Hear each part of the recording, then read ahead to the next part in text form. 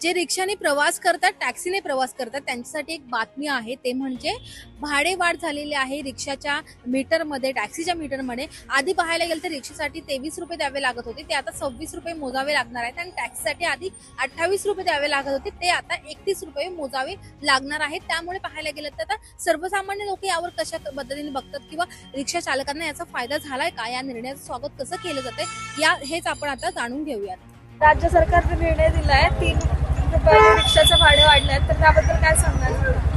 ठीक आहे, वाढलंय तर बरं आहे, तेवढा फायदा होईल तुमचा. पण त्याबद्दल नागरिकांच्या काय प्रतिक्रिया आहेत? तेवढंच नागरिकांची प्रतिक्रिया बी आहे, पण मग आता म्हणजे सीएनजीचे ह्याच्यानं समजा त्याचे बी भाव वाढलेले, रिक्षावाल्याला बी परवडत नाही, रिक्षा बी भरपूर झालेले, पहिल्यासारखा धंदा नाही राहिला.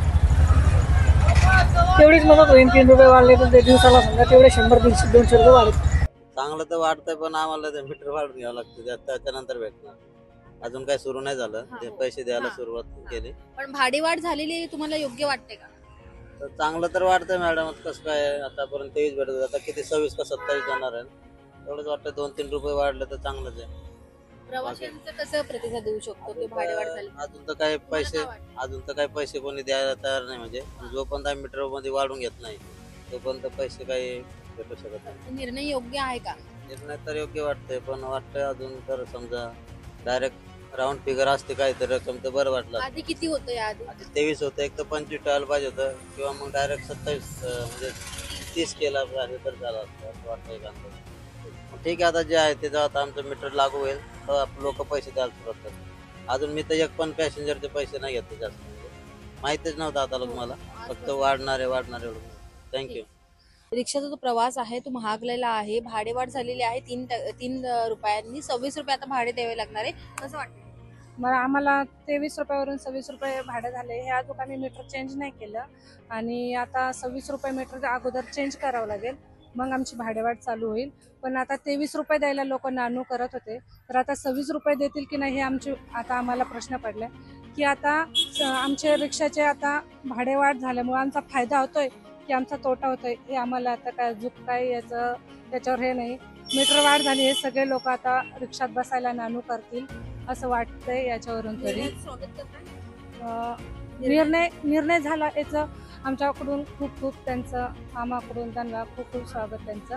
आणि आम्हाला असं नाही की त्या 26 रुपये मीटर झालं, आम्हाला 26 रुपयाच्या मीटरसाठी आम्हाला भाडं सोडलं तर काही वेळा आम्हाला एमटी पण यावं लागतं आणि एमटी येऊन लोकांना वाटतं 26 रुपये मीटर झाले, तर हे आम्हाला सीएनजी असतो, आम्हाला घर खर्च असतो, आम्हाला मुलांचं शिक्षण असतं, हे आम्हाला सगळं बघूनच आम्हाला हे करावं लागतं. आणि आम्हाला आमच्या मुलांना एवढं शाळेला त्याला खर्च आहे, तर बाकीच्यांना मीटर वाढलेलं हे त्यांना दिसून येईल, पण आम्हाला लागणारा खर्च, आम्हाला लागणारं म्हणजे मुलांचं शिक्षणाचं त्याचं हे आमच्याकडे कोणी बघणार नाही. पण मीटर वाढले हे याच्यात सर्वजण बघणार. लेकिन अभी तक मीटर बढ़ा नहीं ना मैडम, अभी वो बोलते हैं सॉफ्टवेयर आया नहीं और 4-5 दिन जाएगा उसके बाद बढ़ेगा. तो क्या ख्याल है? बढ़ा है तो बढ़िया ही किया है. गैस भी तो बढ़ते जा रहा है, गैस बढ़ते जा रहा है, महंगाई है, क्या क्या बोला जाए. इसमें पैसेंजर क्या कहते हैं? पैसेंजर तो अभी तो फिलहाल कोई नहीं, कुछ लोग है कि पहले बढ़ाओ मीटर उसके बाद देंगे. पर भाड़ा बढ़ने के बाद भी उतने पैसेंजर आ रहे हैं ऑटो से या? हाँ आ रहे पैसेंजर तो आ रहे हैं, लेकिन फिलहाल अभी अपना मीटर अपडेट नहीं हुआ है तो कुछ ना देने के चक्कर में है. अच्छा, मीटर अपडेट नहीं हुआ तो उतना ही भाड़ा? उतना ही है. अभी लड़ भी नहीं सकते ना, अभी वो पहले यही कहते हैं कि अपडेट करो फिर मिलो.